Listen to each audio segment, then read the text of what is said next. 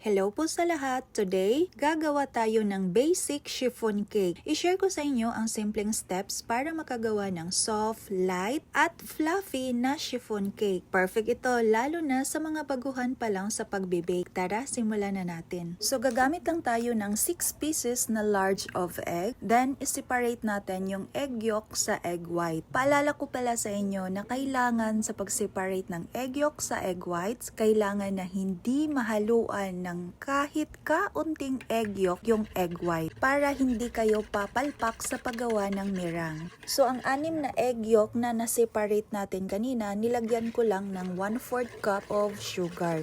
Then haluin lang natin ng mabuti hanggang sa matunaw yung sugar. Tsaka natin lalagyan ng 1/3 cup chiffon oil, 1/3 cup whole milk, 1/2 teaspoon salt, and 1 teaspoon of vanilla. So halu-haluin lang natin ito ng mabuti. Pagkatapos gagamit lang tayo ng strainer. Then idagdag ang 1 1/4 cup cake flour at 1 teaspoon of baking powder. So strain lang natin ito. Mahalaga ang pag-strain lalo na kung gagawa tayo ng chiffon cake para maiwasan yung mga namumuong harina. So haluin lang natin ito. At ito pa, lagi nyo itong tandaan. Pag ang dry ingredients ay pinaghalo na natin sa wet ingredients, kailangan dahan-dahan lang ang ating paghalo. So lagi nyo talagang tatandaan yan, huwag i-overmix. At ngayon, proceed naman tayo sa paggawa ng meringue. Ito naman yung 6 pieces na egg whites na tinabi natin kanina. Nilagyan ko lang ito ng 1 teaspoon of cream of tartar. So gumamit lang ako dito ng hand mixer at nilagay ko lang yung speed sa number 1. At kapag ganito na yung itsura, nagbabubbles na ito, paunti-unti na nating ilalagay ang 1/2 cup ng sugar hanggang sa ito ay maubos. And after nating malagay ang lahat ng sugar, ilipat natin agad ang speed ng hand mixer into high speed hanggang sa ito ay magiging stiff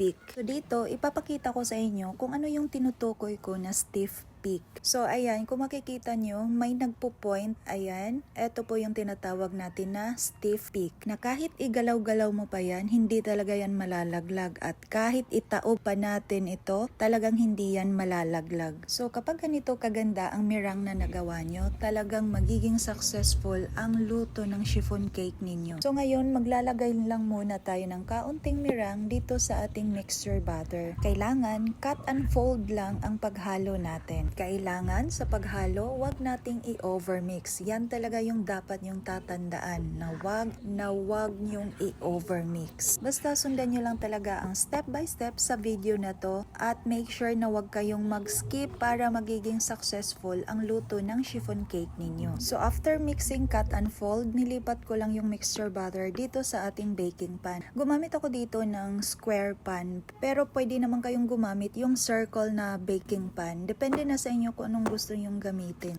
At ngayon, i-bake lang natin ito sa preheated oven at 180 Celsius for 30 to 35 minutes. At paglipas ng 35 minutes, pwede na natin tong hanguin at ilagay sa cooling rack. Dito ipapakita ko sa inyo kung gaano kaganda ang pagkaluto ng ating chiffon cake. Hindi nyo kailangang gumamit ng knife para padaanan yung sides. Kamay lang yung gamitin nyo. Talagang matatanggal yan. Kung makikita nyo yung ginawa ko, ayan, automatic talaga yan na maghihiwalay siya sa baking pan. So, ibig sabihin, maganda ang pagkaluto ng ating chiffon cake.